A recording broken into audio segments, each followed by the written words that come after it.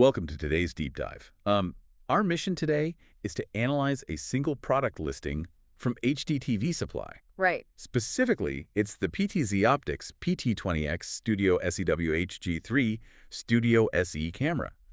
And, why should you care about a specific $1,149 white camera? Yeah, it's a fair question to ask. Because this piece of hardware, well, it perfectly illustrates the massive leap from basic home recording to professional network broadcasting.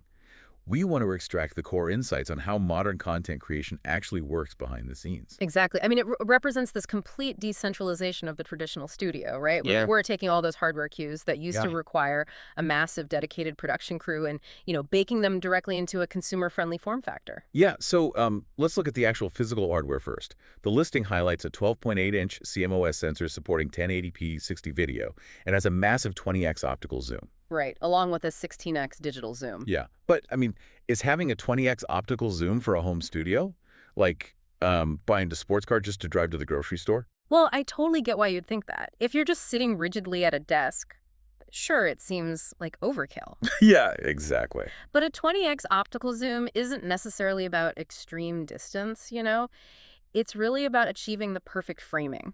Oh, okay. A solo creator might use that optical range to isolate a tight shot on a product demonstration on a secondary table without losing any pixel density. Right, because you aren't relying on the digital zoom to just blow up and degrade the image. Precisely. You maintain the full integrity of that 1080p resolution because you're using physical glass.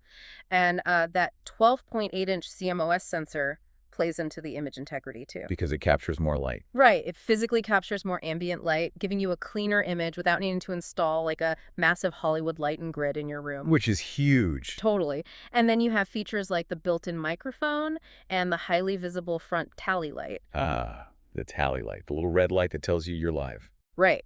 For a solo creator, that tally light is crucial. Seeing that physical light confirms you are actively broadcasting, which significantly reduces the cognitive load. Because you don't have a floor manager pointing at you to count you in. Exactly. You don't have to constantly monitor your recording software. Wow. Yeah, that makes a lot of sense. But capturing that pristine video is only half the battle, right? Oh, absolutely. The real bottleneck for creators is how that video gets out to the world.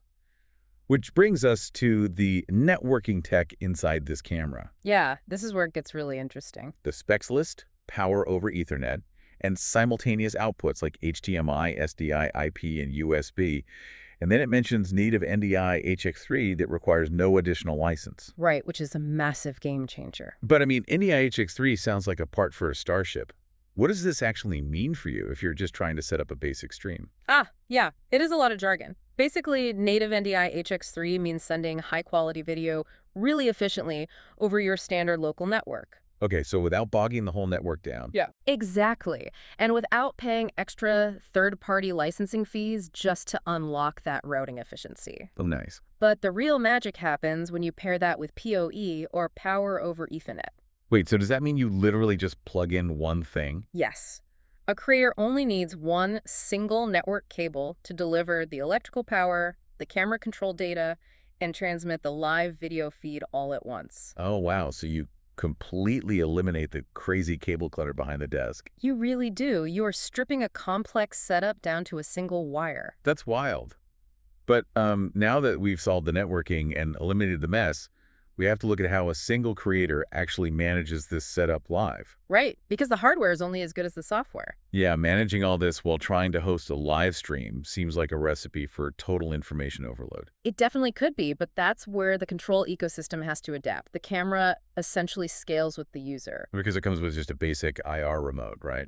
Right. You can start simple with the remote, but as your skills grow, you get flexible control via their web UI, the dedicated PTZ app, or even physical joysticks. Yeah, and the listing heavily pushes a link to something called Hive Studio. Yeah, Hive Studio gives you an instant connection to this really easy online platform. Wait, so is the goal to get you out of downloading local software entirely? Exactly. It's the ultimate untethering of the creator. Hive Studio essentially puts your camera controls right in a web browser. That's crazy. Yeah, it means you don't even need a high-end computer to run the show.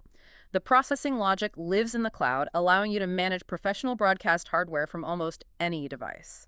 And so to summarize everything, we've unpacked how this PTZOptics camera emerges, like High-end optics with streamlined, single-cable networking, and really flexible platform controls. Yeah, it's all about making professional live streaming completely accessible to solo creators. It definitely does that.